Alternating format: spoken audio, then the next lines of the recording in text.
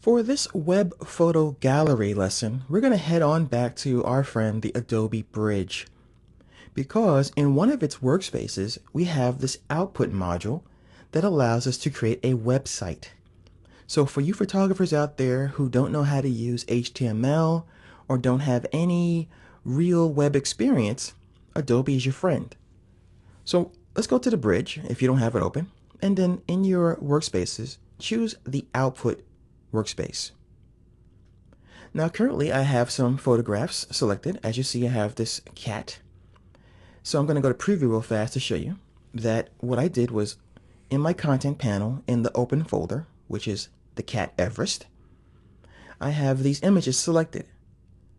So when I click refresh preview, it adds those images up here into the output preview.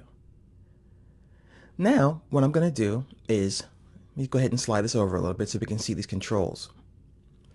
You want to make sure that you're on the Web Gallery output module. Here you can choose a template. So I'll go ahead and choose left film strip. Then I can choose a thumbnail size. So I can choose medium thumbnail or large thumbnail. And by the way, you could choose from quite a wide variety of these templates here. So if you want to choose a Lightroom Flash Gallery, choose that. And then your style will change. So I'll go ahead and choose something like nightlife. Now you may be asking yourself, why don't I see anything changing? Well, don't forget, this is an output module, and we're not actually having interactive previews as we work. We have to click this button to refresh the preview to see what we're going to wind up with once the module outputs to the web. So once again, let me go ahead and collapse what I don't need to see. And this is what people are going to see when they go online. They have this film strip, and they can use it to click on an image, which will then be magnified over here. They can also click this mode to change the view. They can also click this button here to start the film strip. They can pause it, and they can click here. So let's talk about some other information that you want to have in your website. Well, as you see up here in our output preview, it says Adobe Web Gallery. Well, unless you're Adobe, you're going to want to change that. So I'm going to go to Site Info, and where it says Site Title, I'm going to change this to Hunter Gallery.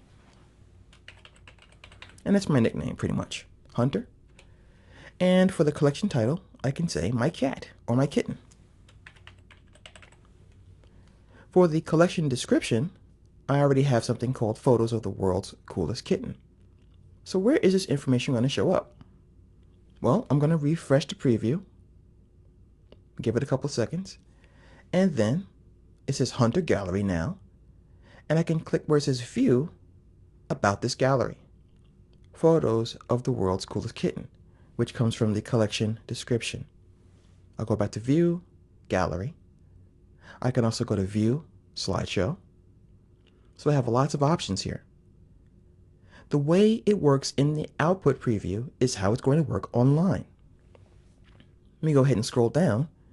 You can also place your contact information, your email information, copyright information, which of course is always important, and you can choose different colors. So if you want your text to be a different color from this gray, click on this swatch one time, choose a color, hit OK. And what I like to change as well is, let's see here, I like to change the border sometimes, and sometimes I like to change the header, but I'll leave those as they are for now.